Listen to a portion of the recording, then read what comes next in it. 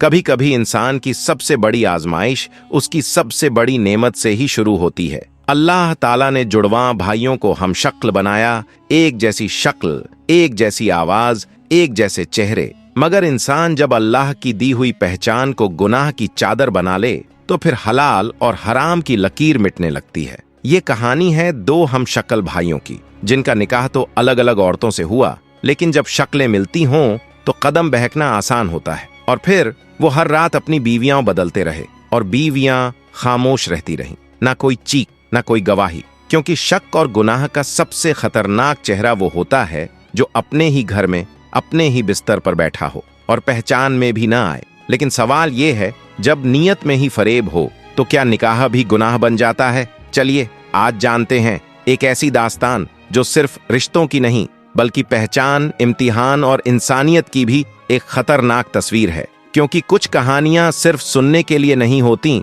उन्हें समझने के लिए रूह से गुजरना पड़ता है। पुराने वक्तों की बात है जब मोहब्बत नजरों से होती थी और दिल की आवाजें खामोशी में सुनी जाती थीं। एक छोटा सा गांव था, कच्ची गलियों, मिट्टी की खुशबू और लोगों की सादगी से भरा हुआ, जहां औरतें ओस की बूंदों से जल्दी उठतीं और मर्द खेतों में पसीना बहाते। इसी गांव के एक कोने में दो जुड़वा भाई रहते थे, जैद और साद। दोनों जवान थे लेकिन तन्हा। चेहरों पर नूर था, सीरत में वफा, कंधे मजबूत, मगर दिलों में एक अधूरी ख्वाहिश कि कभी तो हमारी भी शादी हो, कभी तो कोई हमारे लिए भी अपना दुपट्टा संवार कर आए। इनकी सबसे बड़ी पहचान थी एक जैसी शक्लें, इतनी मिलती जुलती कि लोग हैरान हो जाते। ना कोई फर्क, ना कोई अलामत, यहां तक कि आईने के सामने खड़े हो तो खुद को भी समझ ना आए मैं जैद हूं या साद। शुरू में तो यह बात एक मजाक लगती थी, लोग हंसते, बातें बनाते, मगर इन्हें फर्क नहीं पड़ता था। मगर जैसे जैसे उम्र बढ़ी, दिल की तलब भी बढ़ी। रात को जब गांव के किसी कोने में ढोलक की आवाजें आती और कोई बारात सजती तो जैद खामोशी से आसमान की तरफ देखता और साद अपने मन में एक सवाल दोहराता, क्या हमारी किस्मत में भी कभी कोई बेगम लिखी गई है, या हमारा ताल्लुक बस मेहनत और तन्हाई से रहेगा? इनका साया कोई नहीं था। माँ बाप बचपन में ही छोड़ गए थे। बस एक ही रिश्ता था, खाला रशीदा। वह भी माँ की तरह ही थी। हर दिन एक नए घर का दरवाजा खटखटाती, हर रोज यही कोशिश, मेरे बेटों जैसे भांजों की शादी हो जाए तो मेरी रूह को सुकून मिल जाए। मगर गांव के लोग डरते थे, अरे खाला, दोनों की शक्लें एक सी हैं, अगर हमारी बेटी गलती से दूसरे के साथ रात बिता दे तो? यह सुनकर खाला की आंखें भर आती और दोनों भाई नजरें नीची करके बस एक सोच में डूब जाते। वो सिर्फ शादी नहीं चाहते थे, वह चाहते थे कि कोई उन्हें पहचाने, उनके लिबास से नहीं, उनके दिल से। वह चाहते थे कि कोई लड़की उन्हें सिर्फ शक्ल से नहीं, उनकी रूह से मोहब्बत करे। जैद को हर रोज वो लड़की याद आती जो कुएं से पानी भरती थी और हर बार दुपट्टा सर पर ठीक करती थी। और साद को वो मुस्कान याद रहती जो एक बार मेले में किसी ने उसे दी थी। मगर इन तमाम ख्वाहिशों को वक्त ने बस एक लफ्ज में बंद कर दिया था, अनोखे हो तुम लेकिन मुश्किल भी। फिर एक दिन जब सब उम्मीदें खत्म सी लग रही थीं, कुदरत ने वो मोड़ दिया जहां किस्सा जुड़ने वाला था। दो ऐसे दिलों से जो खुद भी एक जैसे थे और किस्मत भी उनकी अपनी जैसी। रात का सन्नाटा गहराता जा रहा था, आसमान पर तारों की चादर बिछी थी और तंदूर की राख में बस थोड़ी सी गर्मी बाकी थी। खाला रशीदा भी अपने कोने में बैठी हथेली में तस्बीहें घुमा रही थीं, लेकिन उनके होंठ खामोश थे, क्योंकि अब उनकी दुआओं में भी थकान उतर आई थी। देर तक सोचती रही, फिर एक ठंडी सांस भरकर उठी और अपनी पुरानी चादर ओढ़कर घर से निकल पड़ी। रशीदा के पांव कच्चे रास्ते पर धीरे धीरे पड़ रहे थे, मगर उनका इरादा मजबूत था। आज उन्होंने फैसला किया था, अब और इंतजार नहीं, अब मेरी तवज्जो वहां होगी जहां से उम्मीद बाकी है। कई मोड़ पार करने के बाद वह उस झोपड़ी के सामने पहुंची जहां दो जुड़वा बहनें जैनब और रुकैया रहा करती थीं। वही जैनब और रुकैया जिनकी कहानियां भी उन्हीं के बेटों जैसी थीं, जिनकी शक्लें इतनी मिलती थीं कि खुद उनकी माँ उन्हें उनकी आवाज से पहचानती थी। दरवाजा ठकठकाया, एक बूढ़ी औरत निकली, हमीदा भी, इन दोनों लड़कियों की मौसी। अरे रशीदा भी, इस तरफ कैसे आना हुआ? खाला ने नरमी से कहा, मैं बहनों के लिए रिश्ता लेकर आई हूँ। मेरे दो बेटे जुड़वा सादगी से भरे हैं मगर किस्मत से तन्हा। हमीदा भी कुछ पल खामोश रही, फिर अंदर बुला लिया। जैनब और रुकैया आंगन के कोने में बैठी थीं, दुपट्टा सर पर, आंखें झुकी हुई, मगर कान हर लफ्ज को सुनने को बेचैन। जब खाला ने उनके सामने अपने बेटों का जिक्र किया, उनके मेहनती हाथों का, उनके सीने में छुपी तन्हाई का, तो दोनों बहनों की आंखों में जैसे रुकी हुई दुआ फिर से चलने लगी। हमीदाबी ने कहा, हमने भी बहुत दरवाजे खटखटाए, मगर हर बार लोग यही कहते, अगर दोनों बहनों की शक्ल एक जैसी है तो लड़का कैसे पहचान करेगा। खाला रशीदा की आंखें नम हो गईं। यही दर्द हमारे घर का भी है हमीदा बहन। अगर हमारे बच्चे एक जैसे हैं तो इसका मतलब यह नहीं कि उनके दिल अलग नहीं हैं। वो मोहब्बत को शक्ल से नहीं, जज्बात से पहचानते हैं। उस रोज जब जैनब ने झरोखे से झांका तो उसने पहली बार किसी ऐसे लड़के की तस्वीर देखी जो अपने जैसा नहीं, अपने जैसा महसूस होता था। और रुकैया ने जब साद का नाम सुना तो उसके दिल में कोई बेआवाज दस्तक हुई, जैसे कोई बहुत पुरानी दुआ अब जाकर सुन ली गई हो। गांव में बात फैल गई। लोग हैरान थे, लेकिन यह उन 4 दिलों के लिए पहली बार था जब शक्लों से ज्यादा किस्मत की पहचान बनने वाली थी। खाला रशीदा जब वापस लौटी तो उनके चेहरे पर वह सुकून था जो सिर्फ माओं को नसीब होता है जब उनकी औलादों की तन्हाई किसी के नाम से जुड़ जाए। गांव की हवा में एक अजीब सी मिठास भर गई थी। वो खामोश गलियां अब धीरे धीरे सजने लगी थीं। खाला रशीदा बी के आंगन में बंधी रस्सियों पर रंगीन कपड़े लहरा रहे थे और मिट्टी की दीवारों पर चूना लग चुका था, लेकिन उनके चेहरों पर एक अजीब सी रौनक थी, जैसे बरसों बाद दिल ने किसी और के लिए धड़कना सीखा हो। जैनब और रुकैया अपने आंगन में बैठे चुपचाप चूड़ियां पहन रही थीं। न कोई सवाल, न कोई शिकायत, बस नजरों में एक दबी दबी सी उम्मीद कि शायद अब हमारा नाम भी किसी के साथ जुड़ जाएगा। शादी की तारीख तय हो चुकी थी। पूरा गांव चौंक गया था। अरे, जुड़वा भाइयों की शादी जुड़वा बहनों से, क्या कोई पहचान पाएगा कि कौन किसका है? मगर खाला रशीदा भी बस मुस्कुराकर कहती, दिल पहचानता है, चेहरा नहीं। निकाह वाले दिन पूरे गांव ने ऐसा मंजर पहली बार देखा था। 2 सेहराबंद दूल्हे और 2 घूंघट में ढकी दुल्हनें। सामने बैठे काजी साहब भी पल भर को सोच में पड़ गए। जब निकाह पढ़ा गया तो दोनों भाइयों ने कबूल है कहने में एक साथ लफ्ज दोहराए, और उस वक्त सच में कोई समझ नहीं सका किसकी आवाज है। रात ढल गई, शादी मुकम्मल हो गई, और अब वह लम्हा आने वाला था जिससे सब डरे हुए थे। पहली रात जैद अपने कमरे में दाखिल हुआ तो सामने घूंघट में बैठी बीवी को देखकर उसका दिल धड़कने लगा, मगर एक पल को रुक गया। उसने सोचा, क्या यह मेरी बीवी है या कहीं मैं गलत कमरे में तो नहीं आ गया? दूसरी तरफ साद ने जब अपनी बीवी का दुपट्टा हटाया तो वह सिहर गया। चेहरा देखा, कुछ पहचाना, मगर यकीन ना आया। उधर सुगरा और रुकैया का भी यही हाल था। दोनों सोच रही थीं, ये मेरे शौहर हैं या उनका भाई? वो रात जो किसी के लिए यादगार होनी चाहिए थी, वो एक सवाल बनकर रह गई। मैं जिसके साथ हूँ, क्या वो मेरा है? रात ढल चुकी थी, मगर दिलों में उठने वाली हलचल अब भी थमी नहीं थी। चारों कमरों में 4 रूहें बिखरी पड़ी थीं। शादी मुकम्मल थी, रिश्ते जुड़ चुके थे, घर पहचान अब भी अधूरी थी। कुफरान पलंग के कोने पर बैठा था। उसके पास वह औरत बैठी थी जिसका घूंघट उसने खुद उठाया था, मगर उसकी आंखें रुकैया जैसी थीं या जैनब जैसी। उसके दिल में बार बार एक ही सवाल गूंजता, क्या मैं अपनी बीवी के साथ हूँ या गलती से अपनी भाभी के साथ बैठा हूँ? वो उसका चेहरा देखता, फिर नजरें चुरा लेता। लड़की ने एक बार हाथ आगे बढ़ाया तो वह सिहर गया, जैसे किसी नाजुक हकीकत को छूने से डरता हो। उधर साद की हालत भी इससे अलग न थी। वो पूरे वक्त अपनी बीवी की बातें सुनता रहा, हर लफ्ज को पहचानने की कोशिश करता रहा। गराबाज, हाव भाव, हर चीज जैनब और रुकैया जैसी एक सी। उसने मन ही मन सोचा, अगर यह मेरी बीवी नहीं और मैं आज रात कुछ ऐसा कर बैठा जो नहीं करना चाहिए था। उसके सीने में शर्म की लहर दौड़ गई। उसे लगा जैसे हर दीवार उसे देख रही हो, हर हवा उसके गुनाह की गवाह बन रही हो। दूसरी तरफ जैनब अपने दिल को बार बार समझा रही थी, शादी हो चुकी है, अब यह मेरे शौहर हैं, मगर ये आंखें, ये चाल, कहीं यह साथ तो नहीं? रुकैया के आंसू खामोशी से तकिए में जज्ब हो रहे थे। वह दिल में चीख रही थी, अगर मैं गलत मर्द के साथ हूँ तो मैं कौन सा गुनाह कर रही हूँ, और अगर सही के साथ हूँ तो क्यों दिल मुतमिन नहीं हो रहा? वह सब कुछ सह गई, मगर दिल में एक जलन,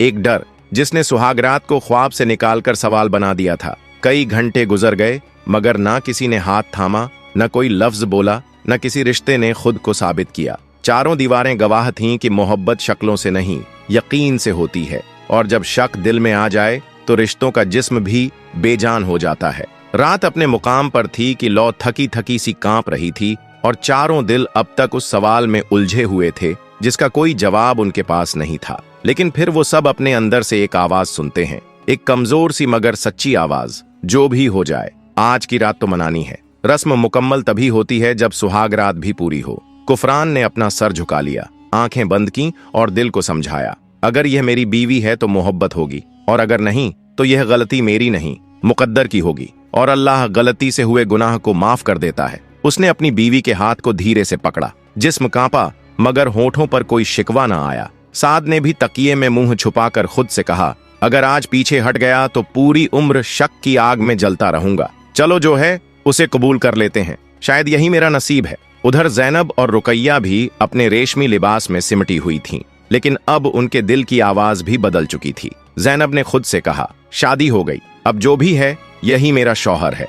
अगर गलती है तो यह मेरी नहीं, यह किस्मत का खेल है। रुकैया की आंखों से आंसू बहे, लेकिन इस बार वो आंसू पछतावे के नहीं बल्कि एक अजीब से फैसले के थे। सुहागरात के बिना यह रिश्ता अधूरा रहेगा। अगर यह मेरा नहीं भी है तो भी इस रात को ठुकराना अब नामुमकिन है। और फिर चारों कमरों में एक जैसी खामोशी टूटी। किसी ने सांस तेज ली, किसी ने रेशमी दुपट्टा सर से सरकाया, किसी ने दिया बुझाया और किसी ने दरवाजा अंदर से बंद किया। सुहाग रात मनाई गई मगर मोहब्बत नहीं, बस एक रस्म निभाई गई। जिस्म मिले मगर रूह अब भी कहीं घूम थी। शादी के कुछ हफ्ते बीत चुके थे मगर दिलों के अंदर जो सवाल था वो अब दिन ब दिन और तेज होता जा रहा था। जैद और साद अपने अपने कामों पर निकलने लगे थे। खेतों में मेहनत, गांव में लोगों से मिलना जुलना, सब कुछ पहले जैसा था मगर अंदर का सुकून अब कहीं नहीं था। हर सुबह जब वह उठते तो दिल में एक अजीब सा बोझ होता। रात के लम्हों की यादें जैसे सवाल बनकर आंखों के सामने तैरती। क्या मैं अपनी बीवी के साथ हूं या गलती से हर रात अपनी भाभी के साथ सो रहा हूं? जैद जब काम से लौटता और अपनी बीवी को देखता तो चेहरा पहचानने की कोशिश करता मगर हर बार नाकाम रहता। साद जब खाना खाता और अपनी बीवी की आवाजें सुनता तो एक ही लफ्ज दिल में गूंजता, अगर यह मेरी नहीं है तो मैं हर रात किसके साथ जिंदगी बांट रहा हूं। उधर जैनब और रुकैया भी इसी उलझन में घुल रही थीं। हर रात वो खुद से कहती, क्या मैं अपने शौहर के साथ हूं या अपने ही देवर के साथ? वो इस बात को किसी से कह नहीं सकती थीं मगर उनकी आंखें हर रोज इस सवाल का जवाब मांगती थीं और हर रात खामोश रह जाती थीं। दिन का शोर अब भी था मगर रात की खामोशी अब मौत जैसी लगती थी। चारों दिल अब एक एक सांस गुनाह या गलती की शक्ल में जी रहे थे। वो शक अब एक सवाल से निकलकर दिल की सजा बन चुका था। वक्त गुजरता जा रहा था। शादी को कई हफ्ते हो चुके थे मगर चारों दिलों में जो उलझन थी वह अब और बर्दाश्त के बाहर होती जा रही थी। हर रात एक ही सवाल उठता, हर सुबह उसी सवाल को दबा दिया जाता। जैद और साद एक दिन खेत से लौटते हुए रुक गए। आंखों में थकावट से ज्यादा शर्म और बेचैनी थी। जैद ने धीमी आवाज में कहा, भाई यह जिंदगी अब यूं नहीं चल सकती। हर रात लगता है जैसे किसी और की बीवी के साथ हूं। साद ने भी सर झुकाकर जवाब दिया, हाँ, और जो औरत पास होती है वो मेरी बीवी है या भाभी, यह सोचना ही अब गुनाह जैसा लगता है। उधर जैनब और रुकैया भी अब खुद को रोक नहीं पा रही थीं। वो भी इसी दर्द में जल रही थीं। हम जिस मर्द के साथ सोती हैं वो हमारा शौहर है या हमारा देवर? इन्हीं सवालों ने एक रात चारों को एक ही जगह ला खड़ा किया। झोपड़ी के कोने में बैठकर चारों ने पहली बार अपने दिल की बात खुलकर कही। जैद बोला, हमें बैठकर यह तय करना चाहिए कि क्या हम वाकई अपनी बीवियों के साथ हैं। जैनब ने भर्राई आवाज में कहा, हम भी नहीं जानती कि हमारा शौहर कौन है और देवर कौन। उस रात चारों ने मिलकर वह सच कबूल किया जो अब तक हर कोई दिल में छुपाए हुए था। न कोई पहचान है, न कोई यकीन, और सबसे बड़ी वजह है यह छोटी सी झोपड़ी। हाँ, उनका घर सच में छोटा था। एक ही कमरा,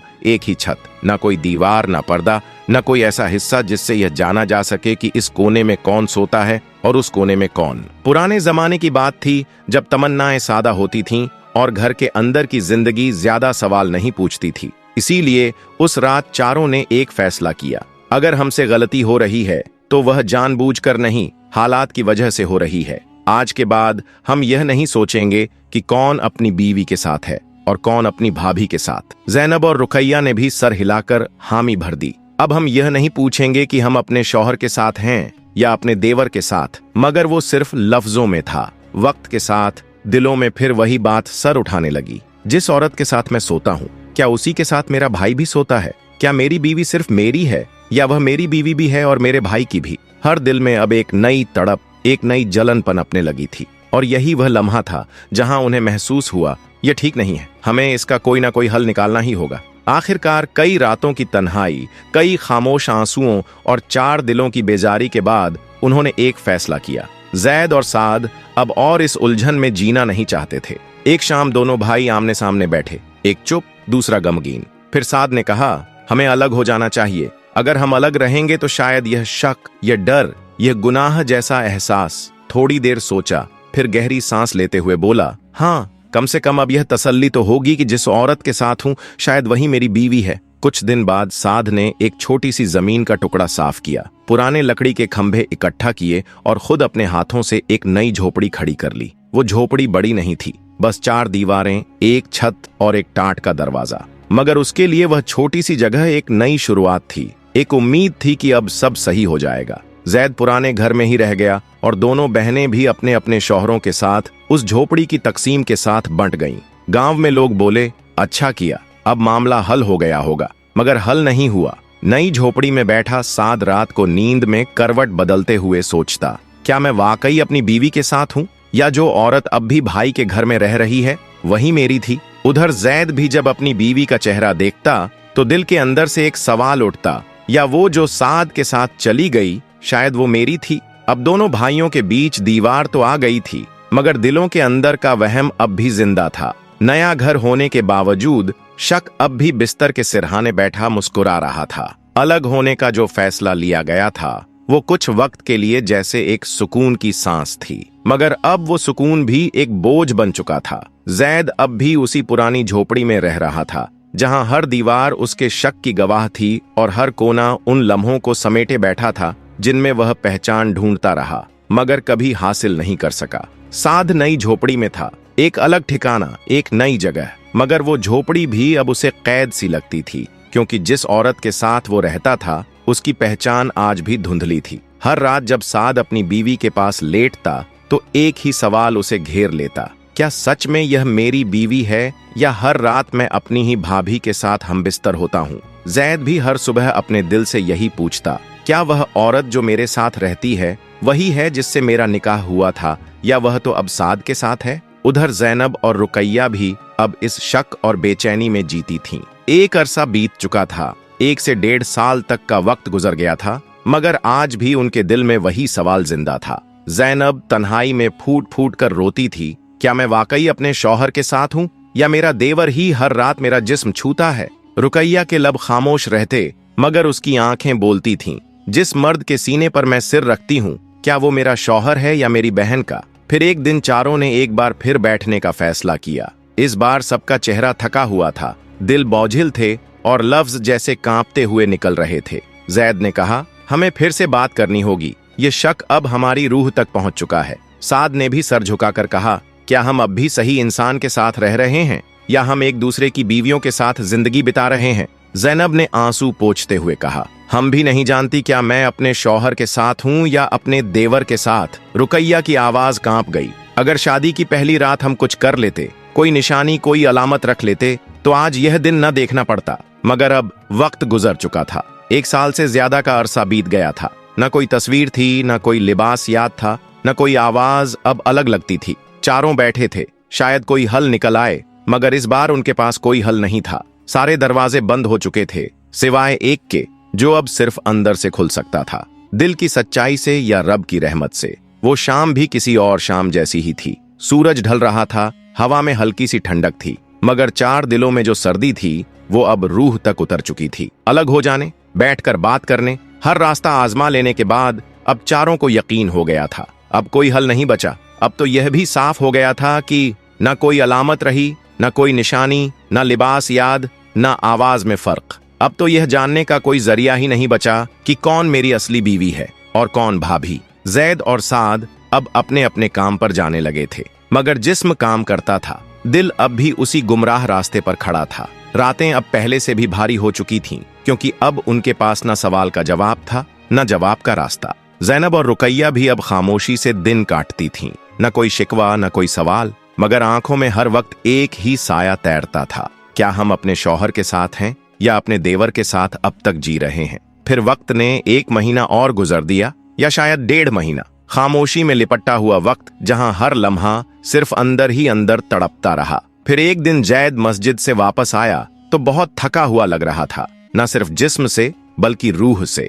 उसने साद से नजरें मिलाईं, पर धीरे से कहा, भाई, यह रिश्ता अब और नहीं निभाया जा सकता। क्या पता हम निकाह के नाम पर एक गुनाह करते आ रहे हैं। साद की आंखें भर आईं। और अगर हम इसी हाल में मर गए तो अल्लाह को क्या मुंह दिखाएंगे। जैद ने सर झुका लिया। क्यों ना हम इस रिश्ते को ही खत्म कर दें, तलाक दे दें, कम से कम अपनी आखिरी जिंदगी को हलाल कर सकें। लम्हा दिलों के अंदर कांपता हुआ सा उतरा, मगर वह फैसला उनके दिल की चीख था। ऐसा फैसला जिसमें बेबसी भी थी और आखिरत का खौफ भी। दोनों बहनें जो दूसरे कमरे में थीं, उन्होंने भी कुछ सुना, मगर वह कुछ ना बोली, क्योंकि वह भी अब उस मोड़ पर थीं जहां हर रिश्ता, हर एहसास, हर पल एक बोझ बन चुका था। कुछ रातें ऐसी होती हैं जो इंसान को पूरी उम्र जगा देती है। अब वो रात आ चुकी थी जब चारों ने आखिरी फैसला कर लिया था। जैद और साद दोनों ने अपने अपने हलफ पढ़े और जैनब और रुकैया की आंखों में आंसू छलक उठे, मगर वह आंसू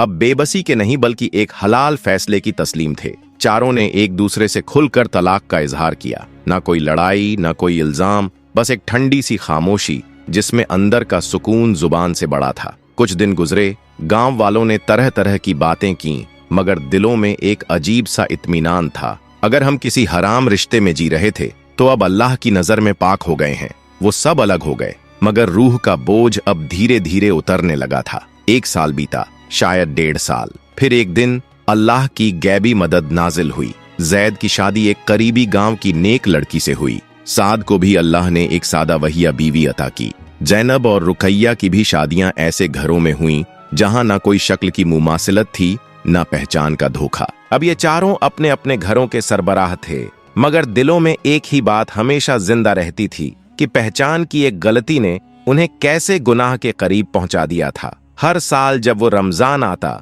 तो उनकी सजदों की तादाद बढ़ जाती थी, क्योंकि वो जानते थे कि वो अल्लाह जिसने उन्हें वक्त रहते जगा दिया, वो सबसे बड़ा रहम करने वाला है। कभी कभी कोई पुराना लम्हा हवा के झोंके की तरह जहन से टकरा जाता था, कोई पुरानी तस्वीर, कोई भूली सी आवाज या कोई नाम, मगर अब वो लम्हे उन्हें गिराने के लिए नहीं आते थे, बल्कि उन्हें याद दिलाने आते थे कि कभी गलतियों से लौट आना भी इबादत बन जाता है। अब गुफान, फरमान, सुगरा और गमरा चारों गांव के उन गिने चुने लोगों में थे जिन्हें लोग मशवरा लेने बुलाते थे, दुआ के लिए आगे करते थे, क्योंकि वो जानते थे इनकी आंखों ने वो सच देखा है जो अक्सर लोग डर के मारे अनदेखा कर देते हैं। फरमान अब गांव के बच्चों को कुरान पढ़ाता था और हर तिलावत के बाद एक बात जरूर कहता, कभी किसी शक्ल, किसी आवाज, किसी आदत को पहचान मत समझ लेना। पहचान वो होती है जो दिल और नियत से बंधती है। सुगरा और गमरा ने महिलाओं को सिखाया कि पर्दा सिर्फ चेहरे का नहीं होता, सोच का भी होता है, और शक्ल से धोखा खाकर जो दर्द उन्होंने झेला वो हर औरत को बताती, ताकि कोई और लड़की उस दुविधा में न पड़े जहां रिश्ता हो या धोखा, कुछ समझ न आए। गुफान अब खेती करता था और हर पौधे के साथ एक सच्चाई बोता था, जो बीज तुम बोओगे वही फल तुम्हें मिलेगा, चाहे वो शक्लों का हो या सच्चाइयों का। वक्त गुजरता रहा, मगर उन चारों का एक उसूल कभी नहीं बदला, सिर्फ इंसान मत बनो, सच्चे बनो, क्योंकि इंसान होना तो पैदा होते ही मिल जाता है, मगर सच्चा होना तजुर्बे और तौबा से हासिल होता है। कहते हैं जब बारिश होती है तो जमीन भी हल्की हो जाती है और दिल भी। उनकी जिंदगी अब रहमत की बारिश थी, जिसमें बीते गुनाह गल चुके थे और अब बस हर लम्हा पाकीज़गी में बहता था। और आज भी जब कभी किसी की शादी होती है, गांव की बुजुर्ग औरतें फुसफुसा कर कहती हैं, बेटा लिबास मिल सकता है, शक्लें मिल सकती हैं, आवाजें भी मिल सकती हैं, मगर नीयत कभी नहीं मिलती। उसको पहचानना सीखो, वरना पहचान ही गुम हो जाएगी। क्योंकि इस कहानी का नाम था जब शक्लें धोखा बन गईं और अल्लाह की रहमत ने पहचान लौटा दी। खत्म नहीं, अब भी हर आंख जो रोती है वो दुआ देती है, ऐ अल्लाह हमें वो पहचान दे जो शक्लों से नहीं सीरत से बनती है। और तब बहुत दिनों बाद इन चारों ने दिल से एक लंबी सांस ली, जिसमें ना कोई फिक्र थी, ना कोई शिकवा, सिर्फ शुक्र था, अल्हम्दुलिल्लाह। क्योंकि अब वो जान चुके थे कि इब्तिला चाहे जितनी भी सख्त हो, अगर सब्र और यकीन साथ हो तो अल्लाह हर अंधेरे को रोशनी में बदल देता है। उनका गुजरा हुआ वक्त एक इम्तिहान था और आगे की जिंदगी एक इनाम। ये वो सफर था जिसमें सूरत की नहीं सीरत की अहमियत थी, जहां रिश्तों की उलझने, समाज की बंद सोच और इंसानी इखलाक ने मिलकर वो दर्द दिया जो रूह को चीर गया। मगर फिर अल्लाह की इनायत ने मरहम भी वहीं भेजा। ये कहानी अब सिर्फ 4 लोगों की नहीं रही, ये हर उस शख्स का पैगाम है जो पहचान की तलाश में सूरतों में उलझ जाता है और सीरत को भूल जाता है। यह कहानी उन आंखों के लिए है जो देखती हैं मगर महसूस नहीं करती, और उन दिलों के लिए जो बस थोड़ी सी रोशनी से बदल सकते हैं, क्योंकि आखिर में अल्लाह सीरत देखता है, सूरत नहीं। इन्नल्लाह ला यंजुरु इला सुवरिकुम वला इला अजसादिकुम वलाकिन यंजुरु इला कुलुबकुम और अमालकुम। सही मुस्लिम। तो ये थी आज की कहानी, एक इबरत, एक हकीकत और एक रहमत से भरी दास्तान। अगर इसने आपके दिल को छुआ हो, आपकी सोच को बदलने पर मजबूर किया हो, तो इसे कमेंट्स में जरूर लिखें। आपकी एक राय हमारा हौसला बनती है। वीडियो को लाइक करें, अपने दोस्तों और परिवार के साथ शेयर करें, ताकि यह सबक और ये सच्चाई हर उस शख्स तक पहुंचे जो रिश्तों की अहमियत को समझ सके। और अगर आपने अभी तक चैनल सब्सक्राइब नहीं किया है तो अभी कर लीजिए, क्योंकि ऐसी ही कहानियां जो आपको सोचने पर मजबूर कर दें हम आपके लिए लाते रहेंगे। मिलते हैं अगली वीडियो में एक और अनकही दास्तान, एक और नई सीख के साथ। तब तक के लिए दुआओं में याद रखिएगा। अल्लाह हाफिज।